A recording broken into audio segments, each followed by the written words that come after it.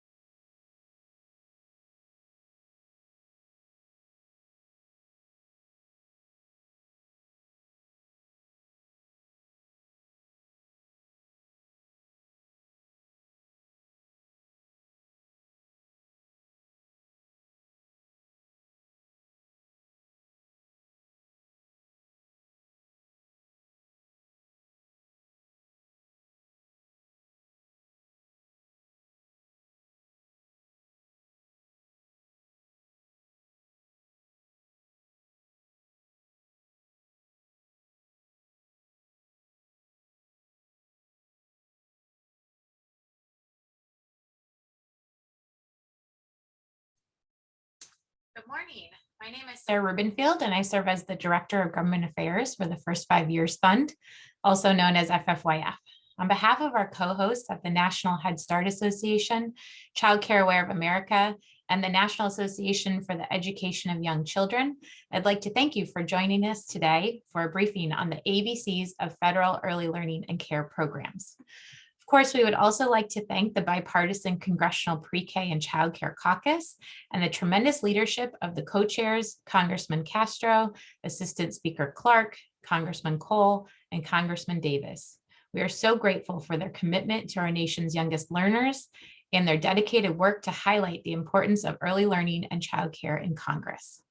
At FFYF, we are dedicated to ensuring all children from birth through age 5 have equitable access to affordable, high-quality early care and education that supports healthy development and helps our youngest learners achieve their full potential in school and life. Over the years, we've been pleased to see a growing understanding of the critical role high-quality early learning and care plays in laying the foundation for school readiness, providing key social and learning skills, and helping parents go to work or school so they can support their families. We're grateful that members of Congress have long viewed the importance of federal early childhood education programs and the critical foundation that federal funding provides as a unifying priority. In recent years, Congress has passed funding increases for core early childhood education programs like Head Start and Early Head Start Child Care Partnerships, Preschool Development Grants Birth Through 5, and the Child Care Development Block Grant Program.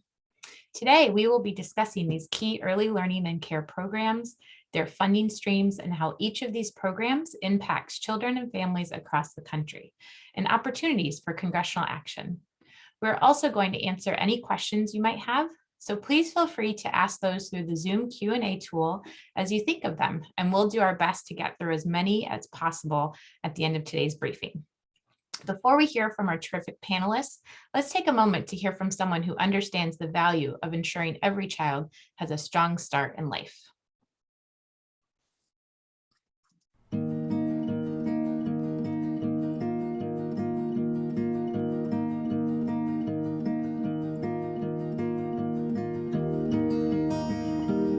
Legends can come from anywhere. They're the people who want more from life, who grow up to be great. They all begin in the same place, with a dream and the chance to make that dream come true. They get their start in educare schools from Nebraska to Maine to Chicago. Here they're nurtured, physically, intellectually, emotionally, until age 5. With quality early childhood education, they get the foundation they'll need to succeed in school and in life. They're the future teachers of the world, the future doctors and scientists, architects and entrepreneurs, artists and astronauts. I'm John Legend, and I want to help our children achieve their full potential. When we invest in them, we invest in us.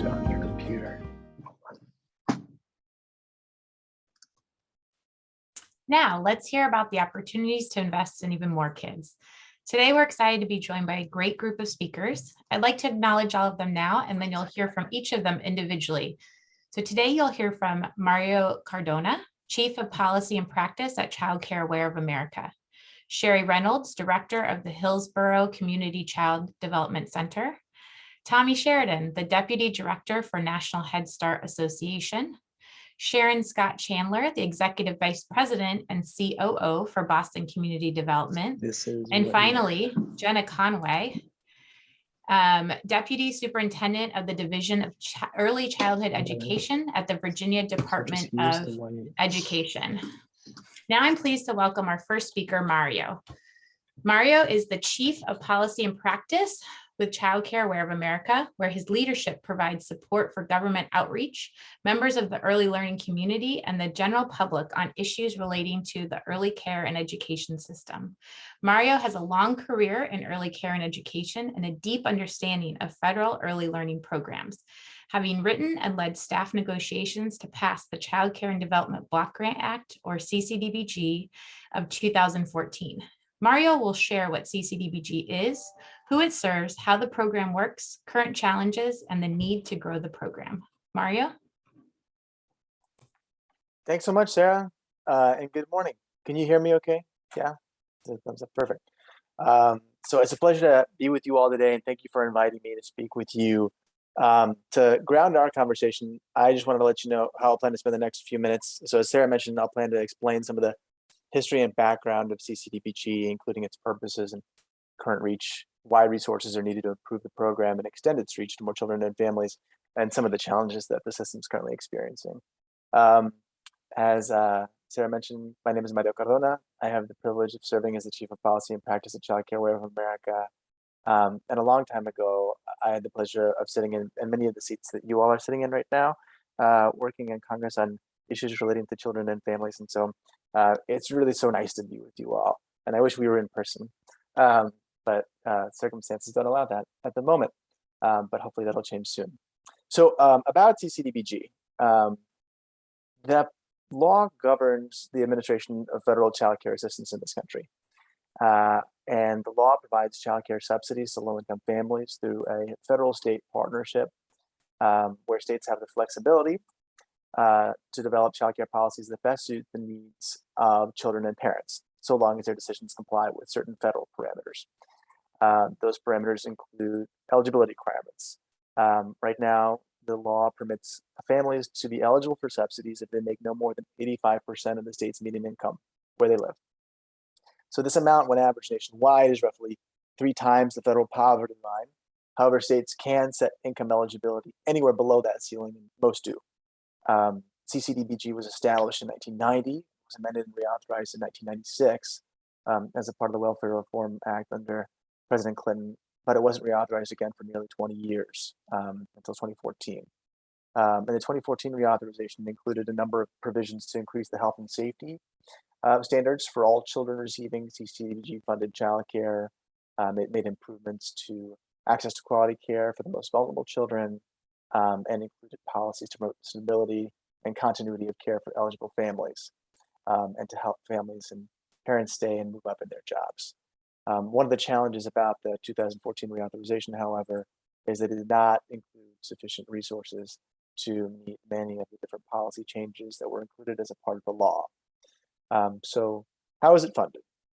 Federal funding for CCDBG includes a discretionary funding stream, which Congress must approve as part of its budget process each year, and a mandatory funding stream, which does not require annual congressional approval. And to draw down all available federal funds, states must contribute dollars towards childcare each year through matching and maintenance of effort requirements.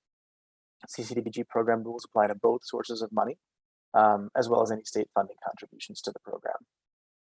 In March 2018, Congress included a $2.4 billion increase for CCDBG, which was the largest one-year increase in federal funding for childcare in its history before the American Rescue Plan Act. But it's important to note that that increase was necessary to meet many of the requirements that Congress had imposed on states, tribes, and territories as a part of that 2014 law. And if they hadn't included that increase in 2018, then states would have been forced to serve far fewer children, which was a trend that was beginning, but was reversed by the funding increases in 2018. However, even with those increases, because of all the different changes that were included in the 2014 law, and because of other policy improvements that states are making in order to serve children and families well, CCDBG does not have sufficient resources to currently meet even those who are currently eligible for the program.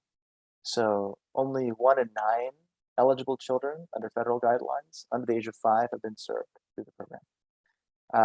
The Biden administration has called for an increase in CCDBG discretionary funding to a level of 7.6 billion, which is about 1.4 billion above FY22 enacted levels, and would allow states to serve hundreds of thousands more children. And those resources are desperately needed for a few reasons. And I'll highlight a few areas that we've seen experiencing pretty significant challenges over the past few years. And so those relate to need, supply, demand, and affordability. With respect to need, what we've seen is that the childcare industry continues to experience significant challenges as a result of the pandemic.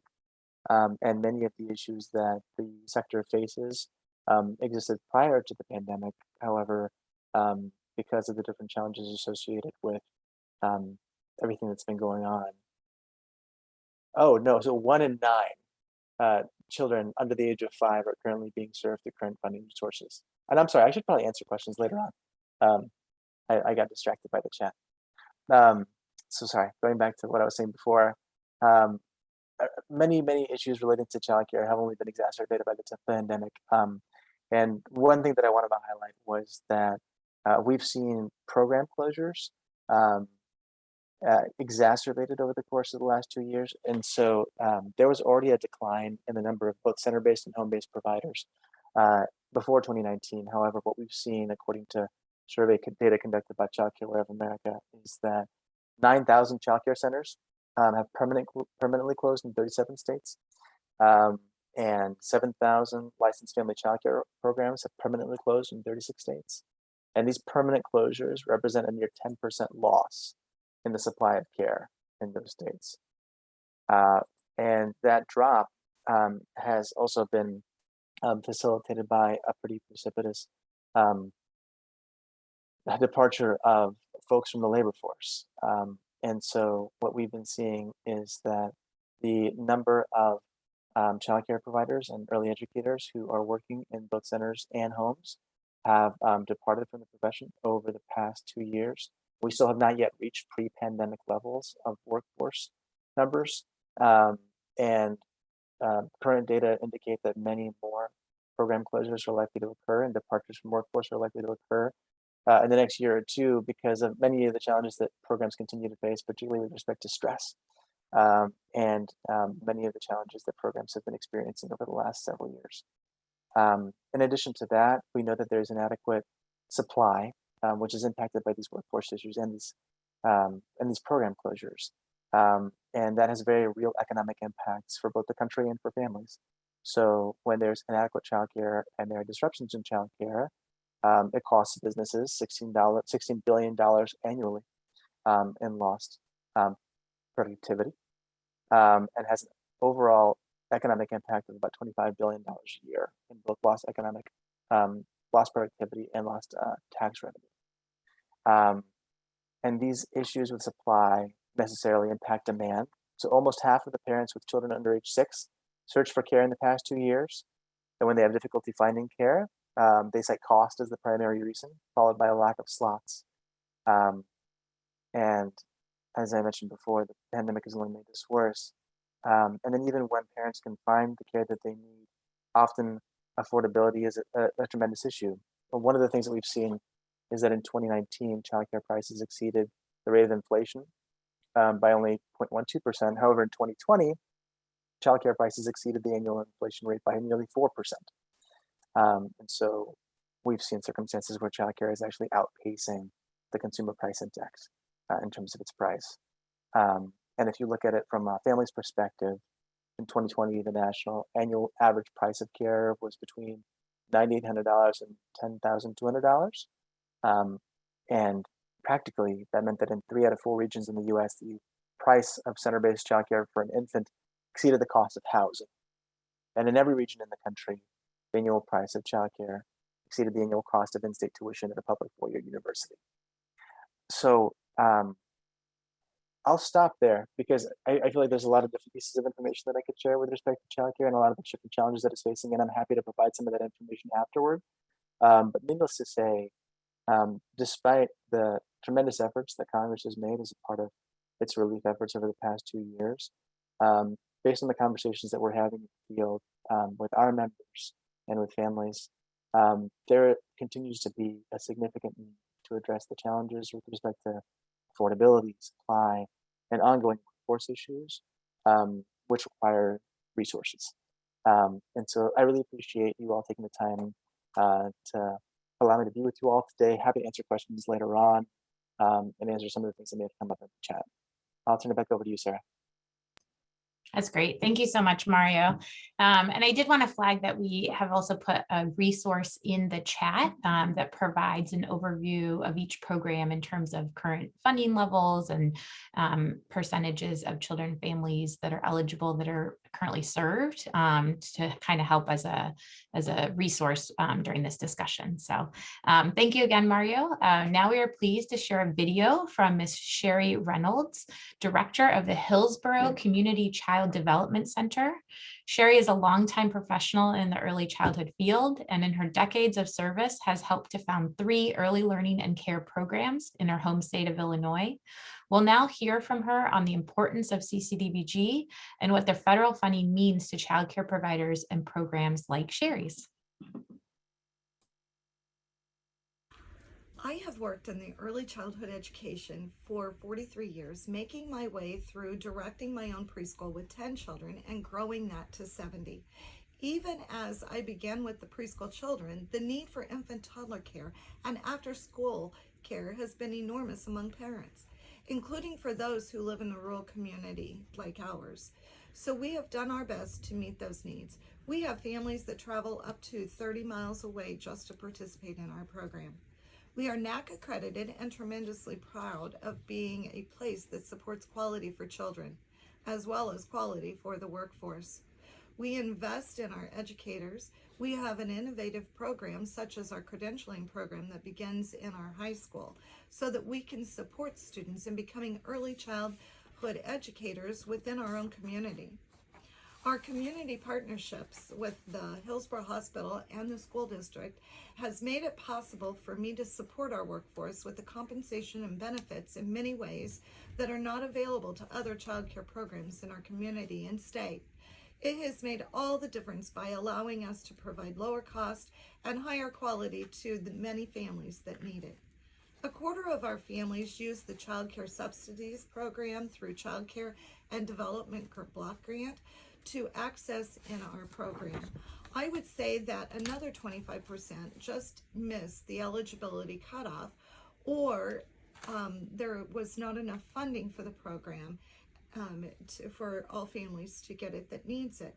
I also have to say that the relief funding has made a huge impact on us. I was able to hire more staff, put teachers in each classroom so they weren't combining children or compromising quality. And so we had space for everyone. I will tell you that like I have told all the policymakers that had visited with us, if we just had enough funding to help pay salaries, it would make an enormous difference to our ability to serve children and families and keep and retain quality staff. We saw that happen with the relief funds, and I urge you to continue growing investments in early childhood education so we can sustain the success over time. While I licensed to become a director the morning of my 21st birthday and have been a director ever since, I have seen it become harder and harder for people to come into this field and stay due to the low compensation and lack of benefits. We need to fix this, not just one small program at a time, but for everyone, so that all families who want it can have access to the kind of quality early childhood education that helps them to work and go to school and helps our children to succeed. Thank you so very much for listening to my story, and thank you for prioritizing childcare. We're so grateful for the amazing work of Sherry and so many others just like her. Now I would like to introduce our next speaker, Tommy Sheridan, the Deputy Director for the National Head Start Association, or NHSA. Tommy has been with NHSA since 2009 and will share with us his deep foundational knowledge about Head Start and Early Head Start, who it serves, and why it's so important that lawmakers continue to help grow this critical program. Thanks for joining us today, Tommy. Absolutely, and thank you as well, Sarah, and thank you, Mario and Sherry, for a great overview on childcare. And to all of you who are here for attending. Really excited for this conversation and appreciate the opportunity to speak about how we support and how we can support our youngest learners and those who care for them. As Sarah said, my name is Tommy Sheridan. I'm the Deputy Director of the National Head Start Association. We serve as the voice for the Head Start community's 1 million children, their families, and 275,000 staff members in pretty much every county across this country. We're in every congressional district. We cover, I believe, every county, but there aren't actual physical centers in every single county. That includes, of course, the territories, that includes migrant and seasonal farm worker programs, and that also includes American Indian, Alaska Native programs. But before I go too far down that road, let me give a little bit of background on Head Start and its unique model of early care and education. When I say Head Start, and this includes probably what most of you are familiar with, the school readiness program for 4-year-olds, I'm not just talking about that. I'm talking about also all aspects of Head Start, so including early Head Start, which focuses services for pregnant women, pregnant mothers, and children's aged 0 to 3. It includes migrant and seasonal Head Start, which is a prenatal to 5 program specifically serving farm worker children and families. And it includes American Indian, Alaska Native Head Start and Early Head Start. So when I say Head Start, I'm referring to all of those programs, or I'll call it out specifically as we go. You know, since its inception in 1965, Head Start has established a long history and track record of success due to its intentional design that created a comprehensive, high quality, and community-driven program. That means that Head Start doesn't just provide education services, but it also provides health, nutrition, socio-emotional supports, dental health, and many other types of services through both direct service and through referrals for both children and their families.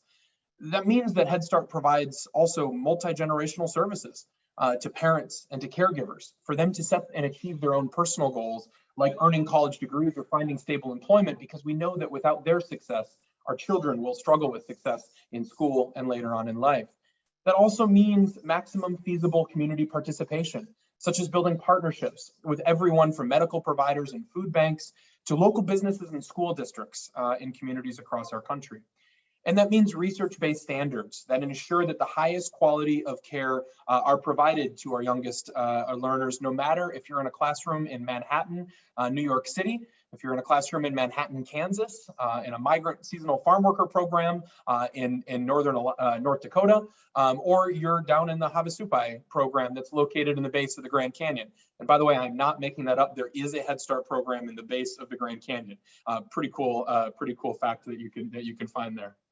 Head Start's focus, though, is really on the most vulnerable, the most at risk, and the often forgotten families in our communities. Children and their families are eligible for Head Start if their family income is below the federal poverty line, which is very low, if they are experiencing homelessness, or if they're in foster care. Those are effectively our eligibilities. There's a few other small things, but those are a little bit, I can answer more specific questions on those later if helpful. Additionally, at least 10% of slots must be filled with children with disability.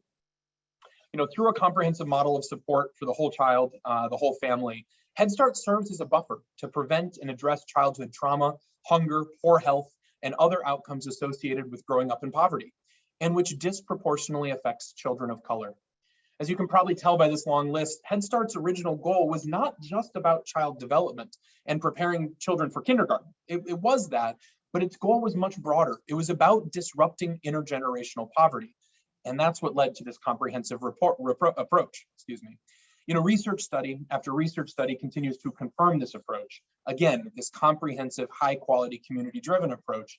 And we continue to be successful and see the impact of how we disrupt intergenerational poverty among a multitude of other spillover benefits.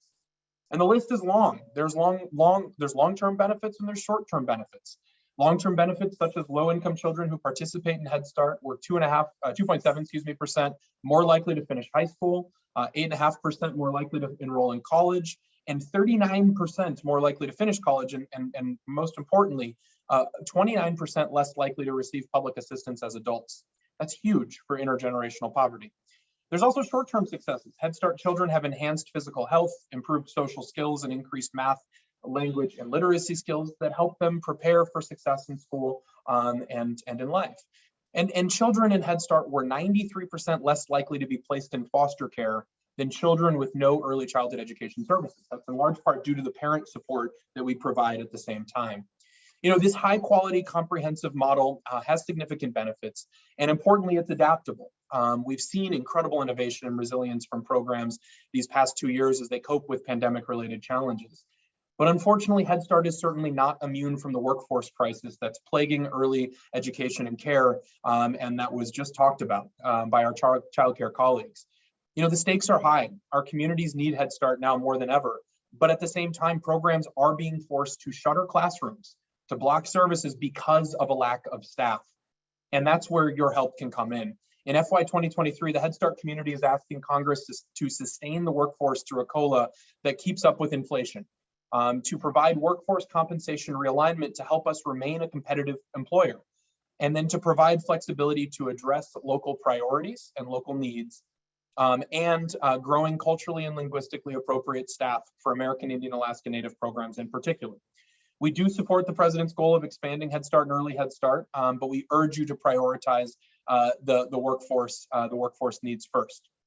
The funding that we request in FY23 would recognize the essential work that Head Start staff do in supporting our most vulnerable early learners, acknowledging that their current wages, the workforce current wages, are far from sufficient, especially given the rising level of inflation. Right now, Head Start staff who have a passion, talent for early education are leaving their jobs because they can't afford to send their own children to childcare. They're relying on food banks to feed their families, and frankly, they could make more by working in the K-12 system, by working in retail jobs, by working at a gas station, as we've heard most recently from some communities. The early years of development are critical, and we must invest in those who do the heroic work of nurturing our youngest learners. Head Start is proud of its longstanding bipartisan support on Capitol Hill. And right now, there are actually 2 Dear Colleague letters going around, one led by Congresswoman Catherine Clark and one led by Congressman Fred Keller that are both circulating. I believe both links you've gotten already, or we can certainly connect you if you're interested. We are supporting, Head Start is supporting constituents in every single one of your districts right now. And those children and families and staff need your office's support. We hope you can sign on to the letters, and more than anything, we thank you for your time today. Thank you. Thank you, Tommy. And we'll certainly be sure to share a link to all the letters for the various programs at the end of the briefing, so that they're all kind of housed in one place to make it as easy as possible. So now we'll hear from Sharon Scott Chandler, the Executive Vice President and COO for Boston Community Development, a nonprofit that provides services to more than 100,000 low-income residents in Boston every year and serves as the main provider of Head Start programming for the city. Sharon offers us an important perspective on why Head Start and early Head Start is so critical to providers and the families they serve. Thank you to the co-chairs of the Pre-K and Child Care Caucus for the opportunity to submit testimony on behalf of Action for Boston Community Development, its Head Start program, and the many incredibly committed programs across the nation. ABCD Head Start and Children's Services has served some 2,400 of the most under-resourced children and their families throughout Greater Boston with the comprehensive services of Head Start. ABCD partners with childcare providers under the Early Head Start Childcare Partnership funding to expand services. We also offer families seeking employment the ability to access full-day, full-year programming, as well as public pre-K partnership options with our local public schools. Prior to the COVID-19 state of emergency, ABCD was experiencing growing shortages in staff, particularly with Early Head Start teachers caring for children 0 to 3. In the 57 years we have been operating a Head Start program, ABCD has never struggled with the kind of workforce dynamics that exist today. Although we were able to stay open and quickly adapt to offer remote learning and emergency support services thanks to federal relief funding, families in our communities were so severely impacted by the pandemic. COVID-19 cases were among the highest in our state. Lives were lost, jobs were lost, and resulting stress further affected our community's health and well-being. In the early days of the pandemic, we were able to ensure that staff and families had the materials and equipment needed to participate virtually when they could not come to our centers safely. We were also able to provide food and connect families to resources for housing and other necessities. Since returning to in-person services fully over the last year, we've needed to provide additional supports for the increase in children's behavioral health issues and speech and language delays. Many children we serve were at home for months, if not years, without socialization before coming to us. Others continue to be traumatized by circumstances exacerbated by the pandemic. This took a toll not just on families, but also staff. The impact of the pandemic has made the efforts to maintain a high-quality, committed workforce that much more difficult. Overall, the entire early childhood field is competing for a much smaller pool of applicants, since others seek employment in the fast food, the retail, the service sector jobs that pay more, require less credentialing, and fewer responsibilities. It seems that when we hire a new person, 2 others resign. Staff are exhausted physically and emotionally as they continue to teach our children and hold it together for families. And program directors and social services staff have to keep classrooms open when coworkers call in sick or go on family leave. Salaries remain the critical issue. So more resources for compensation would allow us to offer competitive salaries for comparable qualifications. For example, a teacher with a degree in our program should earn the same as a preschool teacher in the public schools. Given the work of this caucus, I know that this is not the first time you have heard workforce characterized as a crisis. And we consider it a crisis that we are unable to serve hundreds of children on our wait list because we have 20 classrooms closed due just to lack of staff. ABCD Head Start is a lifeline for families that has been a sacred, nurturing environment, preparing our most vulnerable children for school and life. We need to do it fully now so that we can expand to all children who need it. I want to close by saying how much we appreciate the years of bipartisan congressional support of Head Start and the long-standing early childhood leadership of our own representative, Assistant Speaker Catherine Clark. We're grateful for the emergency relief and are encouraged by the broader systemic conversations generated in part by the pandemic. We hope that you will make an immediate and significant investment in the compensation of our Head Start workforce so that we can continue to serve the most vulnerable families in our communities now. Thank you again for your time and consideration. Thank you again to Tommy and Sharon for that terrific overview of Head Start. Really, truly amazing work. And finally, we're going to hear about the Preschool Development Grant Birth Through 5 program. Created as part of the bipartisan Every Student Succeeds Act in 2015, the Preschool Development Grant Birth Through 5, or often known as PDGB5 program, is a competitive federal grant that supports states and territories as they work to improve their existing early childhood systems. The inclusion of PDGB5 in ESSA marks the first time that Congress dedicated specific funds to promote high-quality early childhood education as part of the Elementary and Secondary Education Act. PDGB5 affirms the importance of early learning and ensuring all children have the strongest possible start in life, and represents a unique opportunity for the federal government to leverage the central role of states in leading early childhood coordination and quality efforts. Specifically, the program empowers states to increase the quality and efficiencies of existing early learning programs and systems by focusing on aligning existing programs, maximizing parental choice, building on the success of existing programs, and fostering partnerships among key programs and stakeholders. We've seen overwhelming interest in this program, with 52 states and territories awarded initial planning grants in the first year. However, only 28 of those jurisdictions were awarded funding for implementation. Additional federal funding for the PDG B5 program would allow more states to continue the important work of building effective early childhood education systems. Here to tell us more about the impact this program has had in her state is Jenna Conway, Deputy Superintendent of the Division of Early Childhood Education at the Virginia Department of Education. Jenna has over a decade of experience working in various state departments of education across the country, first as Assistant Superintendent Early Childhood at the Louisiana Department of Education, and now in her current role in Virginia. Jenna will share with us why funding for preschool development block grants are so important for kids and families across the country. Jenna? Thank you, Sarah. It's great to be here. And these are hard acts to follow, particularly when you hear about the incredible impact of these federal dollars on kids, infants, toddlers, preschoolers, and their families. But I wanted to spend a few minutes talking about why investing in the systems is also really important if we want to make sure that every family in America can pick a program that makes the most sense for their children and put them on track for success. So in Virginia, we've been fortunate enough to receive a PDG grant as well as a renewal, and we have done it to think about really big things in the Commonwealth. We've used it to rethink governance, moving away from thinking about programs based on the funding source or the name of the outside of your building to thinking about a birth to 5 system that is inclusive of family childcare, early Head Start, early childhood special education,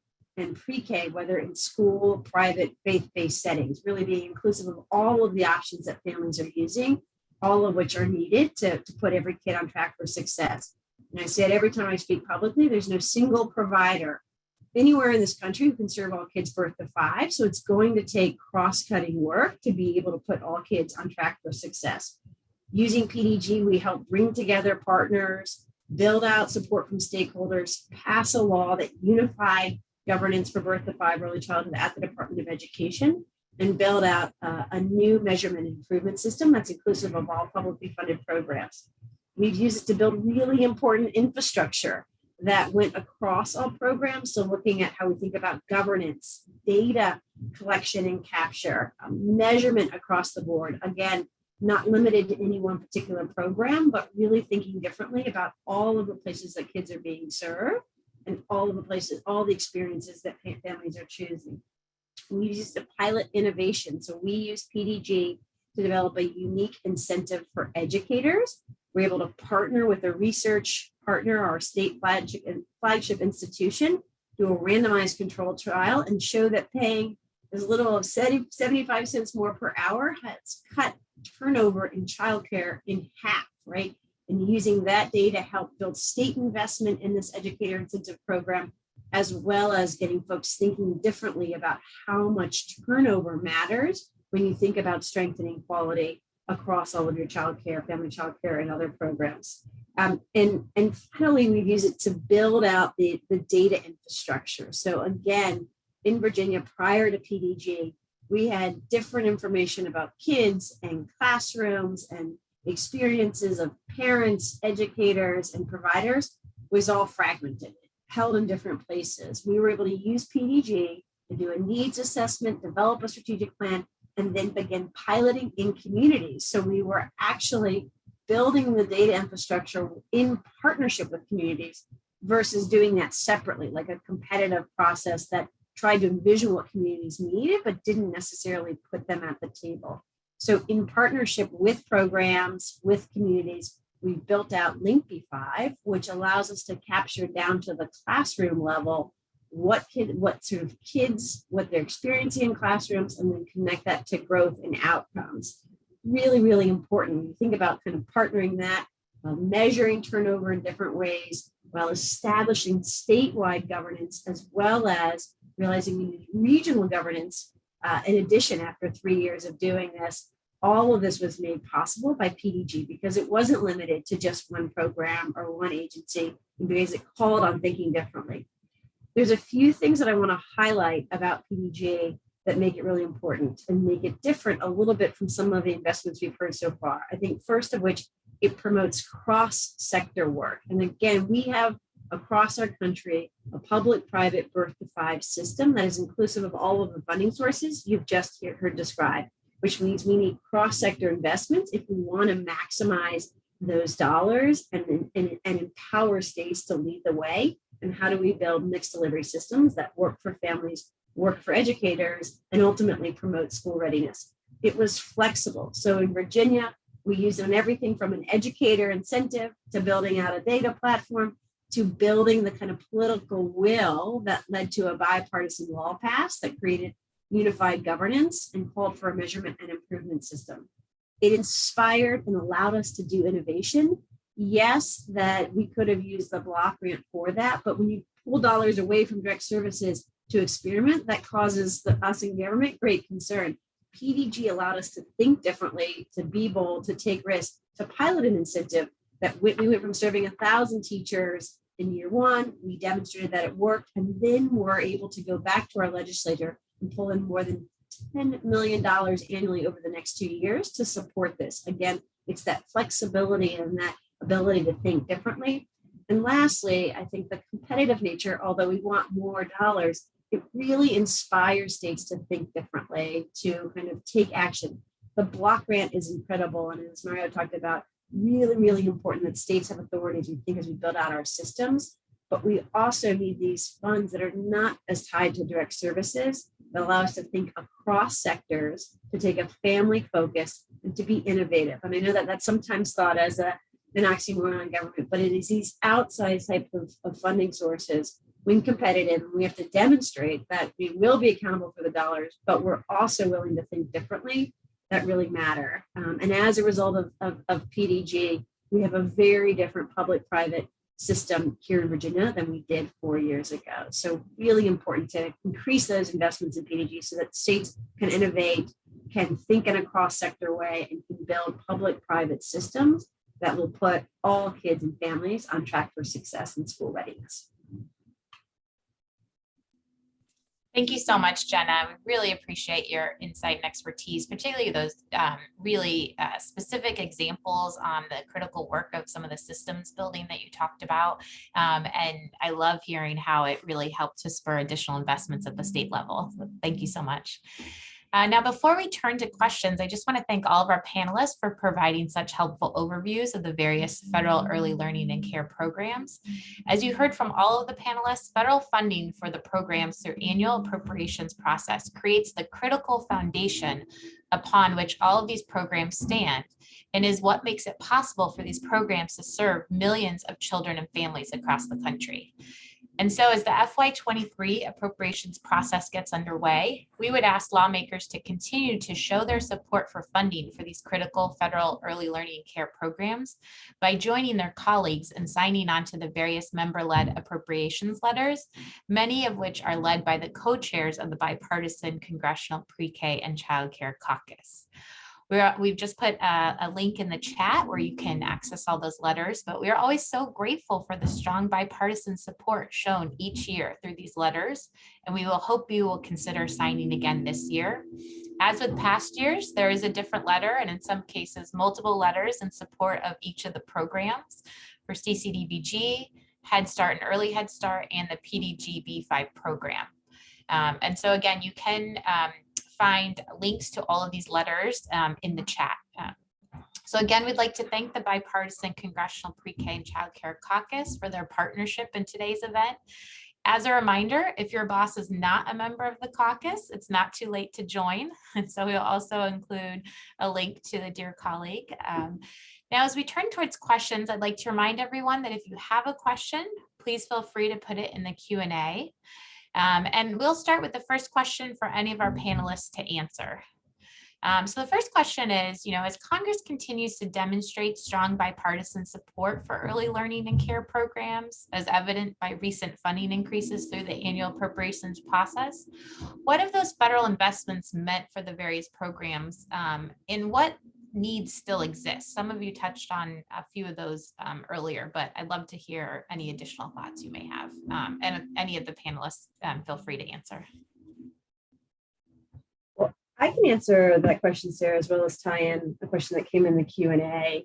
because we're doing some really exciting work here in Virginia around this. I think partly bringing everybody under one roof and thinking about, how a state can set in alignment with Head Start, health, safety, and learning expectations for all publicly funded programs raises this really important questions about providing the funding to meet those expectations. And we are doing really important work in Virginia, maximizing through the COVID relief funding, kind of the maximal flexibility under the block grant, but then thinking about what does it cost to offer quality across state pre-K in public and private settings, right? As well as with our childcare subsidy program. And compensation is a big piece of that, right? And really sort of thinking through how do we fund based on what it will cost to attract and retain quality educators, even with sort of differing credentials across those different settings. And then using that to set benchmarks and really start to think about funding early childhood more similar to the ways that we think about funding K-12. We're able to do that work and to begin to fund it at that rate through maximizing the block grant and the COVID relief funding.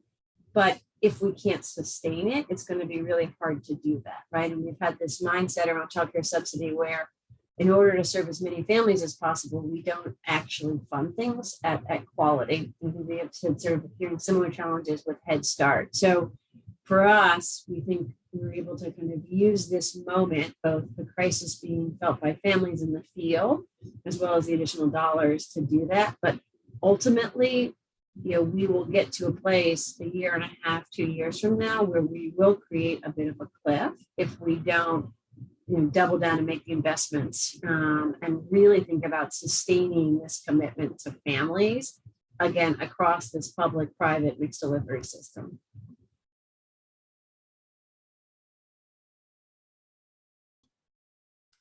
That's great. And I think just to kind of add or pick up on a little bit what you were talking about as well, we did obviously see from the onset of the pandemic, strong bipartisan support for early learning and care relief funding, as childcare was prioritized in every COVID relief package in 2020. And this, this support helped to stabilize the sector amid an economic crisis. But, can you talk a little bit more about, kind of given the temporary nature of the relief funding? I'd like to ask any of the panelists to kind of discuss why additional investments are needed through the annual appropriations process and sort of how they're connected a little bit. Hi, Sarah. I'd be happy to start and then would encourage my colleagues to chip in too. I think one of the things that's important to mention, well, there's two things. First, there is a historic nature to the amount of funding that childcare has received over the last 2 years, and I don't think that should be understated. The fact that Congress has worked to pass nearly $50 billion in relief funding for early learning is really extraordinary and something worth celebrating. At the same time, it's important to recognize that that money was meant to stabilize the sector. It was meant to make sure that programs could stay open or reopen if they'd closed, and to make sure that children could access care who were already receiving it, or to provide assistance to those families who are struggling the most. And so even though the amount of funding that's been provided is substantial, it has really been meant to serve these very specific and narrow circumstances of stabilizing the sector. And what we've seen is that a number of states have used the funds for that particular purpose and have been somewhat successful in doing that, depending on who you talk to and what state you're in. Some states have been very successful in making sure that they can at least maintain the number of providers that they have, both in centers and in homes. And they've been able to extend certain policies that are beneficial to families, including increasing income eligibility, where it's been lower than the federal guidelines, or waiving co-payments for families who are struggling to pay for care.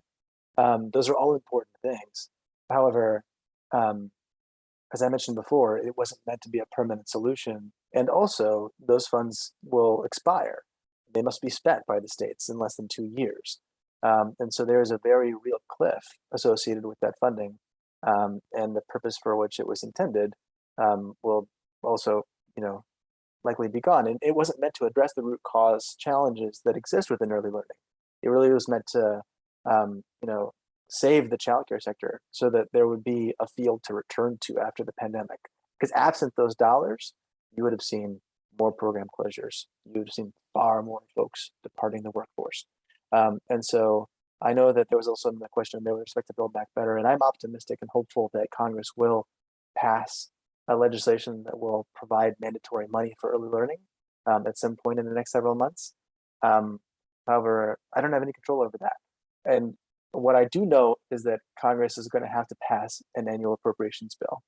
And so as you consider doing that, please know that the needs are very real, and that the decisions that you and your bosses make have an impact on children and families, and are necessary in order for folks like Jenna to do the good work that she's doing in Virginia, to really think about how we can create systems that are far more coherent, and benefit children and families.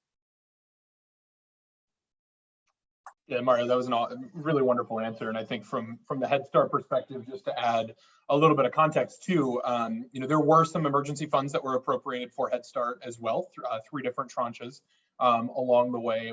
It was not to the same degree that that we saw in support for childcare, and that was for good reason. Namely that the administration, I should say administrations, because it did across a couple administrations here, both really prioritized making sure that Head Start programs could remain open and could basically be making sure that we have the staff that we did at the beginning of the pandemic. We were able to continue them moving forward. Service delivery models changed. Different types of staffing ratios and the way that we operated services changed. The way that our facilities were structured had to change. We needed to upgrade, just as everybody did, right? We needed to upgrade air filtration devices and systems. We had to implement new types of cleaning, all these different types of things.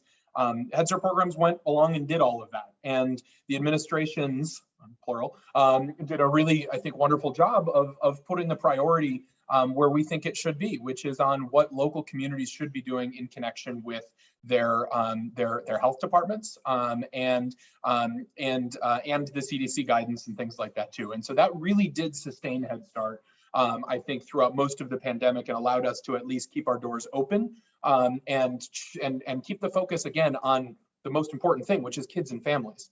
So at the beginning of the pandemic, you were hearing stories of Head Start programs looking to make sure that we could align with CACFP, Child and Adult Care Food Program, to be able to provide non-congregate food options for children and families. We were there to make sure that children and families had basic health services. Whether that was going by, and there's a picture I have of a Head Start teachers did a drive-by by all of their students to try to wave in and just check on them, just to give that type of a thing of a 3-year-old in a window waving back. It was adorable. Dropping off little gifts, or not gifts, I should say, but little resources to mom and dad that can help them with what they need to with continuing learning at home. Because again, virtual learning sounds great, but when you're talking about the birth to 5 space, it's a little bit trickier to have that virtual learning element as well. So there's a lot of immediate costs and needs that some of those first dollars got to. I think to Mario's point, though, I think it's really important to also, as we look to the future and look to future opportunities, recognize 2 different things. One is that there is a need for systemic, major overhaul, investment, or reform, or whatever we want to call it. Our workforce is at a crisis. And I say this speaking on behalf of Head Start. Childcare said the same thing too. And pre-K, I think, and the K-12 system is saying the same thing too in a lot of ways. But from the Head Start perspective, we are losing staff substantially. A big part of that is with rising costs, with rising wages, which is generally a good thing. We don't have the additional funds to be able to keep those wages rising. Congress did include in the funding FY22 bill that was just passed some additional dollars in there, but it did not keep up with inflation. We were below where inflation was, and that is something where when Head Start does see annual cost of living adjustment, that is what we rely on. Without that, we're seeing cuts, and we're seeing cuts to programs in real terms, due to the lack of keeping up with the inflationary costs. And so that is something that, again, we recognize there's a lot of other things at play. There is, the Ukraine crisis came up and all of these things at the same time, but that is really why this is so critical.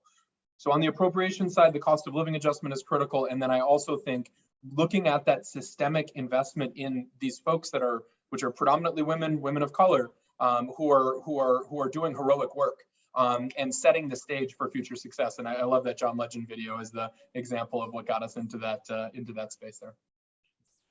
So one thing to build on both what Tommy and Mario says, and I'll speak in economic terms. So you open a paper, you turn on TV now, and all you hear about is the teacher shortage. Teacher shortages, right? We're sort of lacking anywhere from 5 to 7% of teachers in K-12. In childcare in Virginia, thanks to the PDG investments, we know that turnover was 24%, right? So 5 times the turnover rate of K-12, right? And this was pre-pandemic, right? Not to mention the staffing shortages that our directors and representatives spoke about here. We make investment to the tune of millions, if not billions of dollars in professional development. But if a quarter of that walks out the door each year, it's then it's like losing. It's like burning those dollars. We have to stop the turnover rate, and the way to do that is to compensate at folks at more than $10 or $12 or $15 an hour. We have Virginia data that shows that paying somebody $10 an hour basically guarantees that anywhere that upwards of 40% of them will turn over each year, right? But parents can't afford to pay a penny more, right? There's no margins in early childhood. And so we have got to invest in educators. This is a structural issue. As we have learned the hard way in this country, we do not have enough employees, right? And we have to be able to compensate these educators more if we want to be able to keep these slots and be able to serve, because it's a vicious cycle. Tommy and our directors began to describe, but if you have wait lists and kids that can't be served, you have parents who can't go to work or return to work, right? And then you have parents opting out of the workforce, and those are parents who are ultimately going to make less over the course of their lifetimes, right? Which means that our GDP will not grow as much. The last piece I'll note, we do extensive surveys of our educators who receive this $2,000 incentive, right? That kind of cuts turnover in half. They're all spending it on essential goods and services. None of this has been put into savings. When you look at some of the findings on things like the dollars that were cut to all Americans, how much of that went into savings versus how much actually goes into goods and services in your local economy. Our childcare teachers spend their dollars locally. They stay local. You cannot outsource this job. And so if we want to have a vibrant economy, a growing GDP, and have kids put on track for success, we have to be able to increase systematically year over year through the block grant, through the Head Start appropriation, through the funding vehicles for early childhood special education in school, compensation. Because if we don't, we're going to lose in terms of our economy. We're going to lose dollars that are never going into savings, but always kind of going right back into our economy. And we're going to have kids coming into K-12 less prepared, which means that they're less likely to achieve 3rd, 8th grade, high school graduation, and college and career outcomes that we want to see. So I cannot say enough about the importance of compensation for this sector. And this is not a pandemic issue. This is a structural long-term issue that we find enough will in this country to fund for K-12. I don't know a single K-12 teacher who's making $12 an hour. And we just need to build the case and find the will to do that for all of our early childhood educators. If I could just make one other point, because I think the workforce issue is likely the most important issue with respect to all the different things that we're talking about. And like in K-12, the bulk of expenditures that programs make are on labor. However, labor is far more intensive in early learning settings than it is in K-12 because of the ratios that exist, because you can't have one adult caring for 10 infants. So because of that, much of the money that programs expend is on labor, and without additional resources that don't come from families, they are not able to make the kinds of investments that Jenna was mentioning or that Tommy was mentioning. And so that is one of the reasons why it's so important to make increases in the block grant in particular for childcare, because if you want to pay somebody more than $12.24 an hour and not pass that cost on to parents, then the money needs to come from somewhere. And at the moment, that really is just the federal government. States aren't really in a position to make substantially new investments in this space. The federal government continues to be the biggest investor with respect to early learning in this country.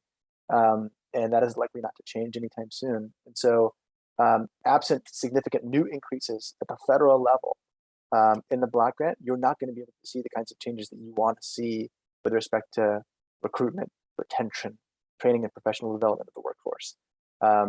And so I just want to underline all of that, and plus one everything that Tommy and Jenna just mentioned. I appreciate it. All of your answers. I think they really highlight the tremendous challenges that we're seeing. And personally, I'm always amazed at the magical work of the providers to care for more than a single infant at a time, let alone 3 or 4. So it really is remarkable. One last question before we wrap up today. As we heard, there are a variety of federal programs that support young children and families, and a variety of the appropriations letters kind of circulating about. I'd just like to ask the panelists to elaborate a little more on, what we mean by a mixed delivery system for early learning care, and how do these programs work together? Why are they all important? So I'll turn it over to any one of the 3 of you that'd like to answer that question. It's funny, Sarah, I was literally just thinking, I was like, I bet we're out of time, but I wish we could make this point, because the 3 sets of funds working together is really something that is absolutely essential to the success of each of them together, right? Or individually, I should say.